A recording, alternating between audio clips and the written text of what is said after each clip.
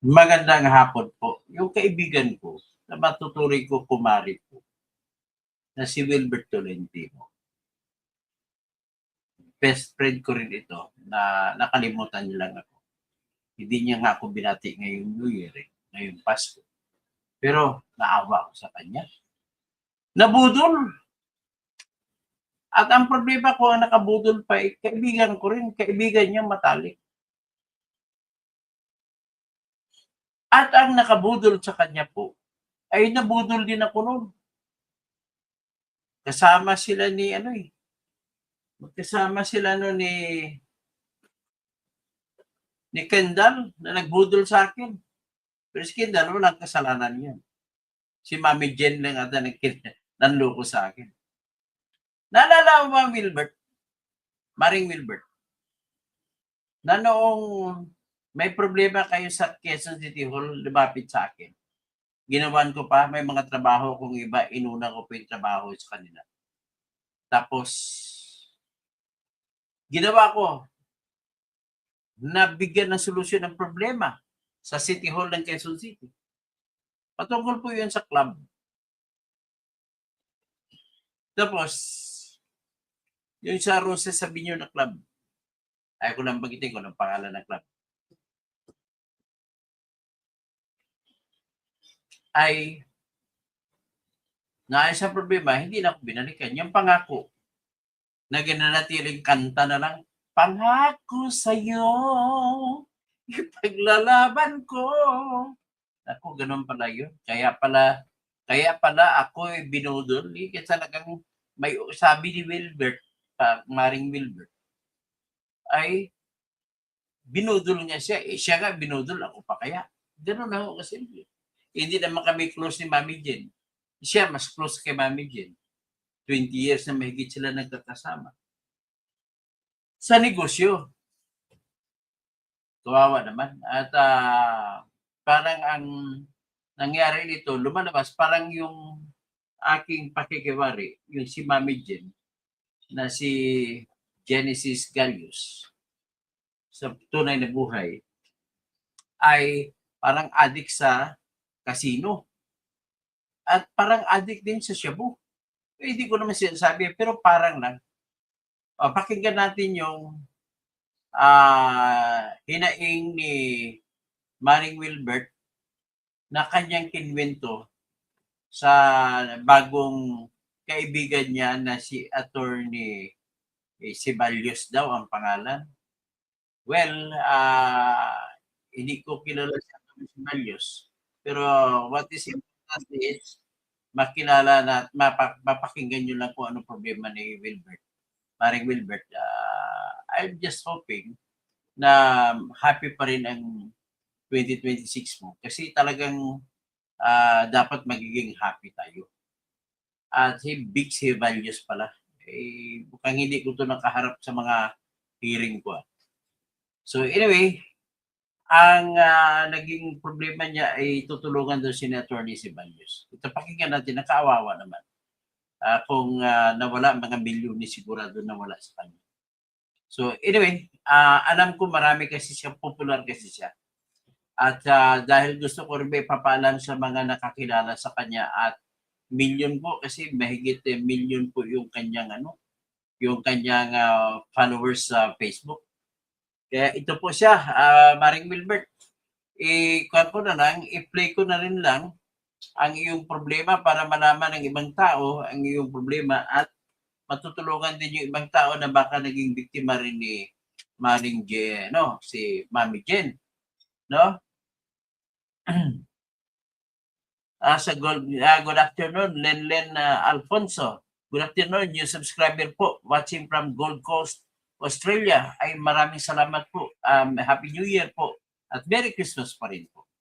Okay, ito po yon. Pakinggan natin si Mr. Wilbert Tolentino na tumakbo po sa party list election ito ng anong pangalan ng party list nito? Parang angat at ano bang party list ni Maring Wilbert?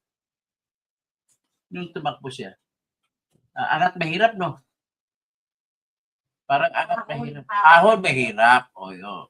Kaya nga dapat siguro suportahan natin si Maring Wilbert para makaahon siya ng gusto.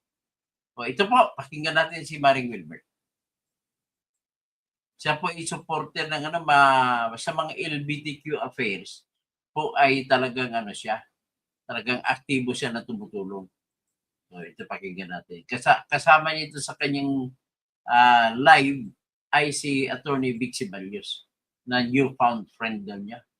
Salamat naman Attorney Ceballos, tutulungan mo si Maring Wilbert na kahit newfound friend, libre ang Attorney Smith. O ito. I-play na natin. Pakinggan natin na. Mga kakambi, pakinggan natin si Para Wilbert. kapag kunwari mag-vlog ka, pwede po i-open. Ganun po. Galing ano? Opo. Okay, baka kailangan ko yan. Bibilang kita tapos papadala ko sa iyo. Hindi ho, Hindi po. Diyos ko, okay lang po. Sana ay meron din yan. Para you can use it para pwede na rin po kayo mag-vlog. O sige, ito si Maring Wilbert. Ang tagal naman.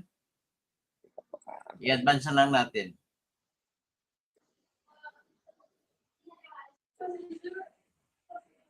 Ang tagal. Si attorney is a newfound friend Ayan. and nagkakwentuhan kami about sa recent post ko na meron ako isang business partner attorney na 30 years na sa akin. Ang dami niyang ginagawang kalokohan, ang dami niyang ginagawa yung tao. And then may recent na kami na business ventures. Lahat ng business venture ginagawa ko siyang as 50-50. Wow. Sa profit sharing. Ganun ako kabait. And yet may recent kami na The Bolt Super Club. So, he took advantage na habang nag-renovate, kumuha siya ng maraming investors. Alright. And then, so unfortunately, nalaman namin kasi maraming nagka-claim na, Wilbert, you're one of the investor pala. Nagulat ako, investor, bakit? Kasi daw ako nagpo-promote, yung may-ari daw, hindi daw nagpo-promote. Sabi ko, ba't sino ba may-ari? So, nung na-mention nila kung sino man yung may-ari, so nag-search po ako. So, nung nag-search ako, doon ko nalaman na, ay, may something wrong pala. Tapos, meron kaming isang business venture na meron kaming Christmas party. Meron kaming budget ng 2M, yung 1M para sa mga bonuses sa tao, and then the 1M is for catering, for raffle, tapos for mga regalo, appliances. Kinuha niya muna yung 1M, sabi niya sa akin, is for, para makapag-down. Unfortunately, tinakbo niya yung 1M. Wow. Swerte naman nakatakbo ng 1M. Buti pa siya nakatakbo ng 1M. Ako hindi pa nakatakbo ng kahit kalahating M. Okay, hindi bali. Happy New Year lang, Mami Jen. Kung saan man ka. Tapos, doon nakalagay doon, ham and leche plan worth 95 pesos. Oh, For each na ibibigay sa mga empleyado. ang dami nun. So, ang dami. Ngayon, nalaman namin, doon sa in-orderan ay 45 pesos. So, mas malaki tayong nakuha niya 50 pesos kaysa doon sa 45. Ngayon, sa lahat ng mga pinag-utangan, even mga employee, from top hanggang bottom, lahat ay nagoyo niya. As in, ginoyo niya lahat. Grabe, ang galing Lahat naman niya. nakapag-utang sa kanya. Ngayon, Grabe, ang galing niya. Dami pang top to bottom na goyo niya. Ganun ba pag adik sa casino, nakakaguyo? ang style niya ngayon, attorney, sa dami niyang utang sa tao, binabalikan niya, kinakausap niya, babayaran kitang ganun, magmabulaklak kasi siya. Ngayon, ipinost ko siya ng notice to public, ng first, and then, hindi pa rin siya nag-reach out sa akin. So, on the second, Ganun ba? May kilala rin akong tao na ganun. Luri ang pangalan. ganun pa rin. Eh since newfound friend ka and si attorney, ako nakikita niyo si attorney po, si attorney Vic po ay isa sa mga, tinanong ko kung ano specialty po niya. isa po ang hinahawak ni attorney ay corporate. So, naghingi ako ng konting consultant. So, sa mga nanonood, follow kayo, baka meron kayong mga inquiries. Ako nga, linibre nga niya for free, kaya maghihingi ako ng para pakinggan din natin sa kanya kung ano yung stand naman niya about sa situation, and then tingnan natin kung ano yung next step na dapat ang gagawin natin. So kayo din kailangan mag-iingat kayo. Kung ako nga 3 dekadang kaibigan, Ano ba ito? Advertisement ng abogado o nagreklamo ka kay Mami Jen? Maring Wilbert. ako. So, personally, kailangan ninyo rin dapat malaman at least para hindi na po kumalat at ang dami po. Kasi lahat ng mga kaibigan ko ngayon ay connected sa kanya. Unfriend ko, pinablock ko attorney. Kasi ayoko kasing marami pa siyang mabibiktimang tao. Sabi, attorney, sobrang pinagkatiwala. And then, this is not only once. Wow. For my entire life na kasama ko siya for more than 3 decades, maraming beses ko siya sinalba. Dahil sa utang na yan, dahil sa sa ginawa niya. And nag-vacation muna ako para makapag-breathe lang ako. And then, pagbalik ko sa January, may gagawin akong action talaga dyan. Okay. So, ngayon, ang strategy na ngayon, kinokontak niya lahat ng mga pinag-utangan niya. Dapat huwag mo sabihin ko anong action, baka malalaman yan, makakaiwas na naman yan. Para pinapangakuan niya. So, yung mga tao, kailangan ko maraming complainant. So, ngayon, ginagawa ko ngayon, attorney, is pinalilit ko mundo niya ngayon. My first step is pina-unfriend, pina-block, para wala na pa siyang makapag-reach out. Kasi nagkakaroon siya ng padrino and then lalapit sa akin. And ginagamit niya yung name ko, attorney, lagi. Para mahikayat yung mga tao ng investor. Ngayon, meron isa doon na incident na nalaman namin na from Saudi, bumiyahe pa papunta dito sa Manila. All throughout, alam niya, isa po siya sa may-ari ng The Ball. And then ngayon, pinangakuha niya ng April. So ngayon, instead na mahikayat yung mga complainant na magsama-sama kami para tulungan siya, napangakuha niya ng April, nababayaran. So, okay na yung si Saudi. Hindi na siya tuloy magre-reklamo. So sabi ko sa kanya, kung hindi na siya sasama sa akin, pag gumawa ko ng action, hindi na niya mahabol yung pera niya. Right? Tama, attorney? Pwede pa rin independent na. Siya na lang magkusa, maghahabol, pero wala na siyang Mas maganda kung sama-sama kayo. Opo, kasi gusto ko maraming kami mag-complain. Staff po yan. Safa po, Staff attorney. yan. Opo. Kasi yun din pong sinabi ng ating corporate legal. And then, I was so grateful, talagang ina-align talaga ni Lord na na-meet ko si Attorney Vic. At na-meet ko rin siya. Opo, at sobrang na-enlighten ako nung nagkakwentuhan kami. Sabi ko, attorney, okay lang ba na mag-live lang ako ng saglit? And then, gusto ko lang man lang din na ma-share ba sa ating mga viewers ang ating, hindi ko kasi kino-consider sila as my followers. I consider them as my community. Oh, okay. Kasi pag tinawag mong followers, taga-sunod. Kumbaga, di ba? So, grateful ako, nandyan sila, nagmamahal, nagsusupport, and then sinishare nila yung mga posts natin. And sobrang grateful ako na I have won another legal batteries na just like you na we just met coincident, and nung nagkakwentuhan tayo, I see your genuine ba na pagiging attorney, and sabay-sabay kami nag-countdown, dito kami nag-New Year, and sobrang masaya dahil na-meet ko, meron akong isang bagong kaibigan na si Attorney Vic. So, Dito tayo nagkantahan. dito pa tayo nagkanta. Saan kayo? New Year? Hindi mo ko tinawagan Ayan, nakakatuwa kasi syempre, wala kaming related blood, wala kaming as in, dito lang kami. So, naniniwala ako, attorney, naniniwala ako sa apat na D. Okay. Basta kapag may determination ka, dedikasyon, disiplina, andun yung destiny. Tama po. And sobrang ako yung destiny na para mag-meet pa tayo dito, nasa ibang resort ako na hindi ko na gusto yung ambience, and then lumipat ako dito sa Casa Amara na sobrang ganda po. Sobrang ganda. Ayun. So, at ang pagkain masarap. Masarap ang Ano yan? Akala ko nagreklamo ka, nag-advertise ka kay attorney, nag-advertise ka pa sa Casa Amara.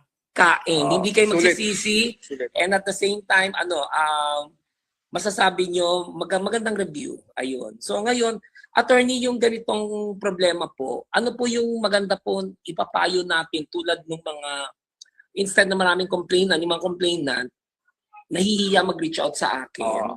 Kasi nga, matalino yung tao ng Goyo. Yung business partner ko. Matalino pala yung. Matalino ba si Mami Jen? Kung matalino siya, kaya pala ako hindi niya binayaran sa pinagawa niya sa akin doon sa problema ng 690 sa Quezon City Government. Hindi na siya bumalik. Kasama pa niya si Kendall. Kendall, sabihin mo nga kay Boss Maring Wilbert. So, ang ginagawa niya, kinakausap niya, ipapangakuan niya ulit. And then, tapal dito, tapal doon. So, he took advantage sa akin habang nagre-renovate ng The Vault. Marami siyang... Ako, mabuti lang, hindi napansin ito ni Makagago. Isinanla ang isang establishment, dalawa actually, The Vault at saka yung Apollo. Yung Apollo, actually, hindi na ako connected. Binigay ko lang sa kanila kasama yung angels ko. Yung business partner ko, binigay ko kasi tumakbo tayo noong 2025. So, binigay ko sa kanila, nakasanla din. So, yung mga tao, nasa peligro, walang trabaho, walang hindi nila alam na yung sitwasyon na nailagay sila sa alanganin. So, right now, sabi ko, after kong vacation, pagbalik ko sa Manila, definitely hindi ko siya palalagpasan. Tapos,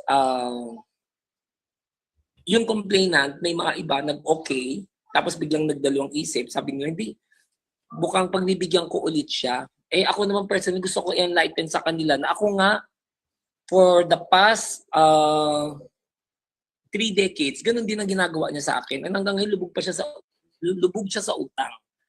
At hindi natin alam paano niyang babayaran yung mga tao.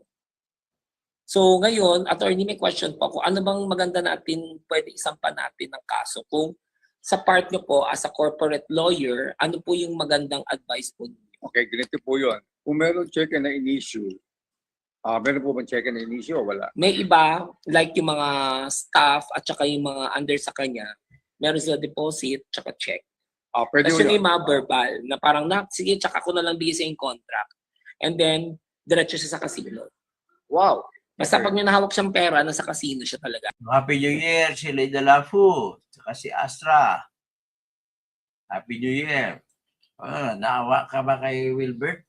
Actually, kung i-check niyo yung history po sa casino, binaban ko na yan for the longest time. And then, may certain period ng casino, maliliit ang kanilang. Ang tanong ko lang sa iyo, matagal mo nang alam na wala nagkakasino siya, bakit hindi mo siya sinabihan? At matagal mo na bang alam na noon gumagamit siya ng droga at hindi mo sinusuklop, sinusumbong sa pulis, kaya ikaw na biktima tuloy? Pagbaban, so bumalik.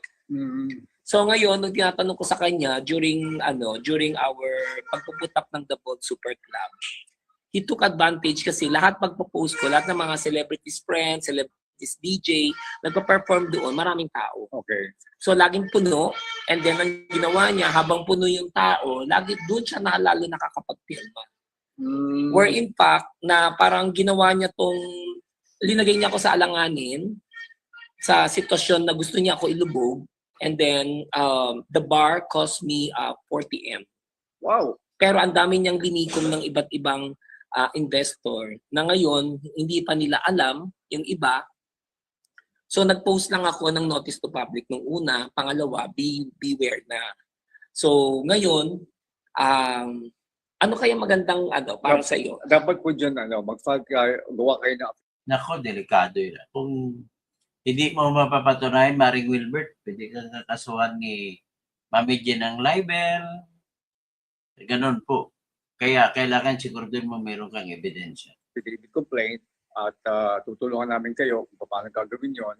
Kasi may mga technical issues po yan, may mga elements of the law para mag-qualify as a staffa. And even BP22. Magkaiba ho yun yung staffa at saka BP22.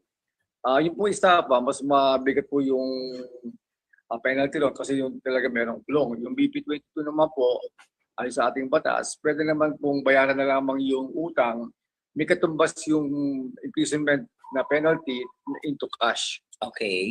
Okay, so, ang nangyayari po, parang yung final lamang yun, but mas maganda po kung staffa para mas mabigat ang kaso natin. Ngayon, pwede naman pong individual ang magpa-file. Tapos, yung mga ayaw po na sumamang sa ngayon, pwede humabol. Pwede naman sila Pero with their own na. pwede naman tulungan din natin kung gusto ninyo, mapag-uusapan naman po lahat yan. Opo. Pero pinakamaganda sama-sama na kayo para isang sampahan na lang yan. At ika nga po, mas mabilis ang ating proseso. Process. Opo. So kung sakali po yung sitwasyon po niya ngayon, right now, kasi marami akong alam, tulad yung ginawa niya ng papers, ako personally without my knowledge, na isinanla, tapos kumuha siya ng investor, ano yung magiging kaso ko sa kanya? Kasi may transaction sila na nagkapirmahan sila and then nahawak nila yung documents. Dapat po makita ko muna yung dokumento kung ano ang nilalaman. Okay. Tapos po, I can give you a proper legal advice kung ano ang ating gagawin. Mhm. Alam mo nyo, pwede maging criminal o civil ang ating isasampa sa kanya. Pero dapat po, mabasa muna ng abogado lahat ng dokumento. Ito po yung mga yung mga documents po na mismong doon sa premises, sa depot, where in fact pati yung SEC namin, May copy ho kayo niyan? Pwede mabasa? mga picture po, ayun po, diyan po siya nag-transact po. Diyan po okay. siya nag-transact.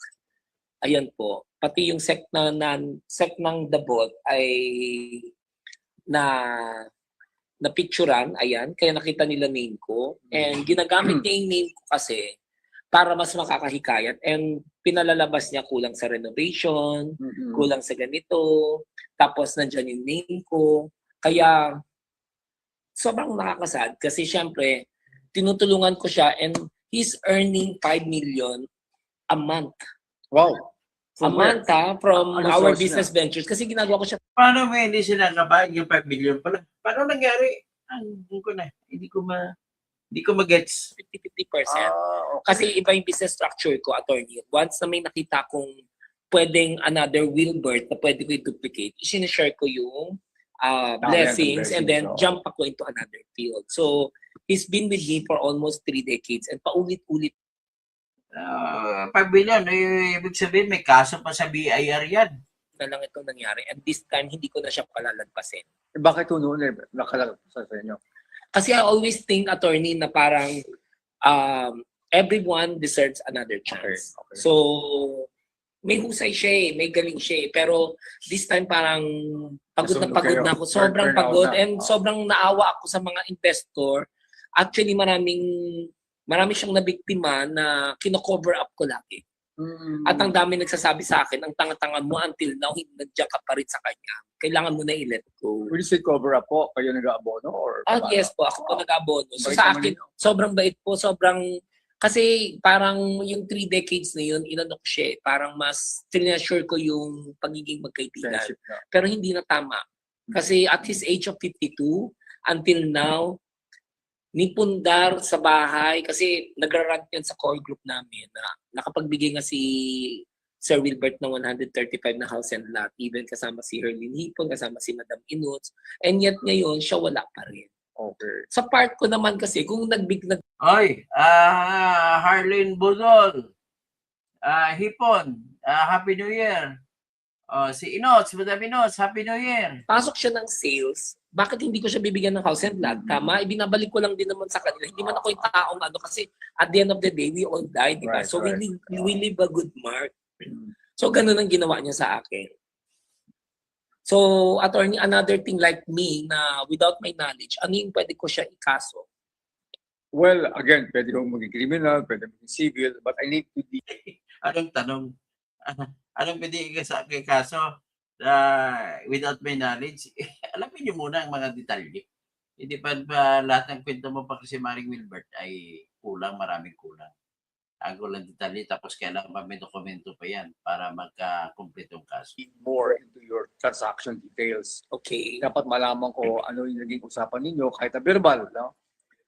Pwede naman po nating Hindi siya verbal Actually, may contract. mas maganda. May pinaghawakan sila ng contract yung tao. Pero siya lang ang pumirma at yung investor nag-release ng pera sa kanya. Like for example, 3M. So yung 3M, without my signatory, paano na okay na ho yun. Pwede na natin gamitin ebidensya yung kanyang dokumento Without my signature, hindi signatory. na pinakita dun sa mga tao na investor at yung proof of investment naman o proof of remittance ng mga tao na nag-invest sa kanya. Kailangan po natin yun ma-trace. May authority. Kailangan natin matrace. Okay. It will take some time pero wala pong imposible sa batas. Walang imposible. Wala pong imposible. Lahat Okay. ang magagawa ng paraan. So, itong pagkakataon ba natin to, Mali ka, attorney, walang imposible sa batas. Hindi lahat ng hindi lahat ay kaya kami tinatawag ko minsan the silence of the law. Minsan ang batas natin ay kulang-kulang. Kaya hindi pwede mo sabihin walang imposible sa batas. may chance ba natin siya mapakulong? Oo, malaki. Okay. Attorney, may nag-reach out sa akin kasi there are incident kasi dati na meron siyang nakitira siya sa isang lugar. I think it was Kaya tama, dapat grammar mo. There are incidents. Yes. may decade na rin. May 10 taon na nakaraan.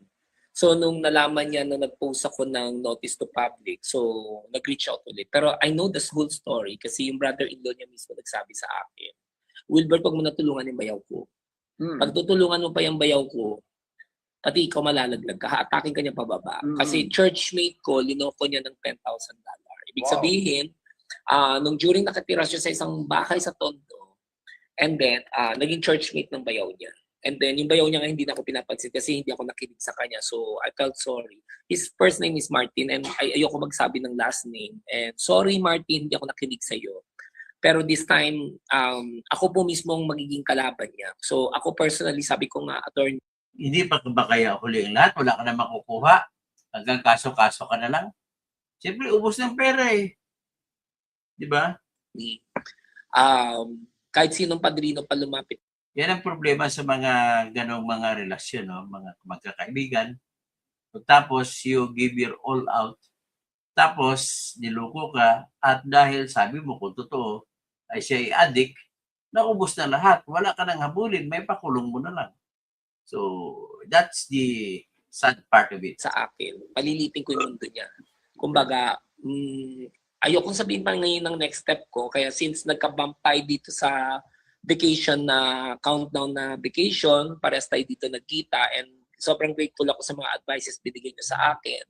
At ang bait ni attorney, promise. Dahil si attorney po ay hindi nagdalawang isip, hindi niya ako sinisingil dito. Sabi na sa akin, sige. Sure, promise, attorney, hindi ka na naningil, Ano ba ang gusto mo? Kaya nag-live ako, hindi dahil ipahiya yung tao, kundi malaman ng tao yung mga pinangakuan niya kasi strategy niya yun attorney. Ang ginagawa niya, binabalikan niya yung mga pinag-utangan niya. So ngayon sasabihin niya dun sa mag-utang, babayaran kita, meron akong gagawin ganito.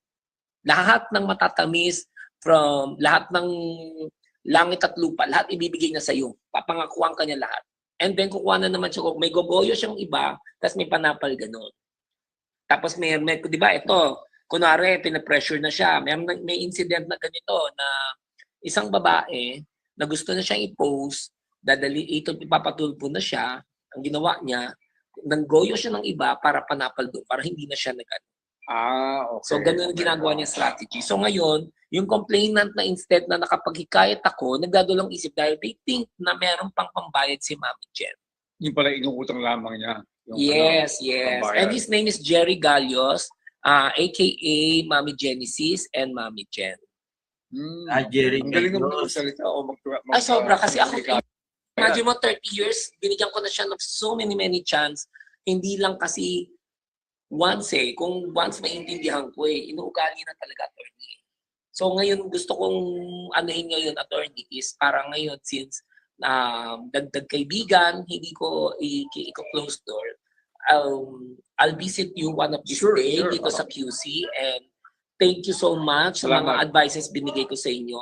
Sa mga nakapanood po ng live neto, sana po i-share po ninyo at kung sino nakakilala sa inyo na may atraso.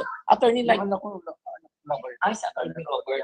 Hindi, nandun sa kay Ryan. Kasi meron ako. Anyway, ito share na lang para malaman baka hindi nyo hindi na kayo maluloko. Pero dapat may itsura tayo may itsura ba tayo ni Jerry Gallos? Tingnan natin.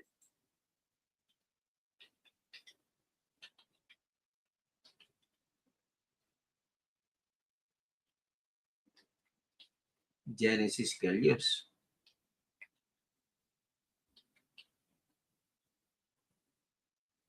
Galio siguro.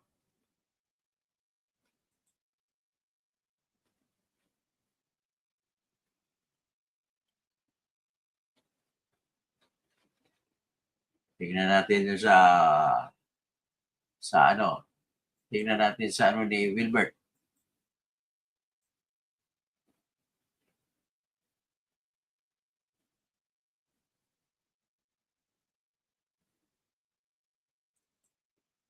Habang ano, siguro.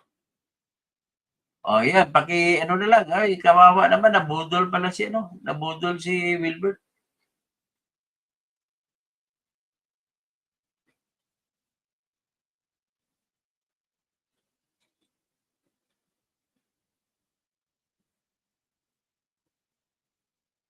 Hmm.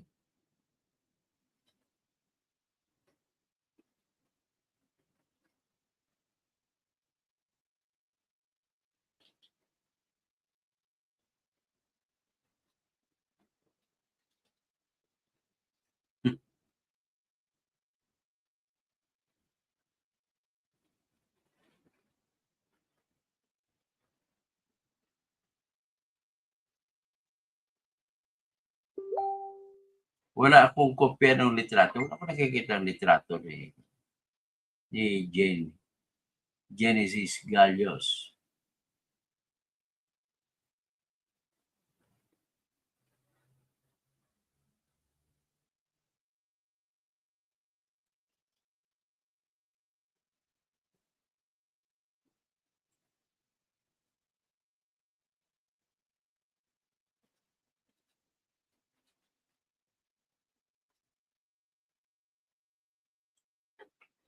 Anyway, sabi mo, Wilbert, giginhawa din ang buhay sa 2026.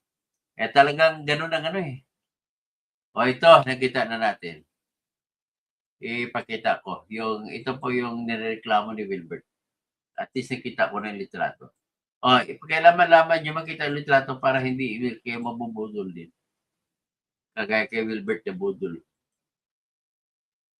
Gino mo matalino na si Wilbert, na budol pa ha. Ayan ha. Ayan, ang itong pinakita ni Wilbert ni reklamo niya, ito yun. So, public notice. Paunawa sa publiko, beware of Genesis Galios. Aka, Mami Genesis or Mami Jen. This notice is issued to formally state that I, Wilbert Tolentino, am no longer associated in any capacity, personal, professional, or otherwise, with Mr. Galios, also known as Mami Genesis. For nearly 3 decades, I extended assistance, support, and opportunities to this individual in good faith. I made him industrial partner to my business ventures and give him good life by offering 50-50 on all my endeavors. Over time, circumstances arose that caused me to believe that my name, identity, and professional standing may have been used without my knowledge or consent on matters that I did not authorize and do not support. Though I saved him from his struggles many times before, it has resulted in significant personal and professional concern and distress. Following a previous public statement, I have been contacted by other individuals who reported similar experiences involving the same person. Accordingly, I am formally inviting any individual who believes that they may have been affected, misrepresented, or harmed in connection with Mr. Jerry Galios to come forward and communicate with me privately. You may contact me at 0908-869-3463. The purpose of this notice is not to defame, harass, or make determination of guilt, but to, number one, protect my personal and professional integrity, determine whether there is a broader pattern of conduct affecting others, and explore appropriate, open, and collective remedies if warranted. any communications will be treated with discretion and seriousness. If you believe your experience may be related, you are encouraged to contact me directly. Oh. Not for the purpose to defame. Na-defame mo na nga siya. Kung hindi totoo yun, na-defame na talaga siya. Napahiya naman talaga siya. But then, you have the right as a victim to do that para naman to warn others. Sige, hanggang dyan lang naman. Oh, Maring Wilbert, mag-ingat ka na nga. Madali ka kasi kaibiganin eh. Madali ka namang lukuhin ng iba. At least hindi ako. Magandang Happy New Year at magandang hapon po.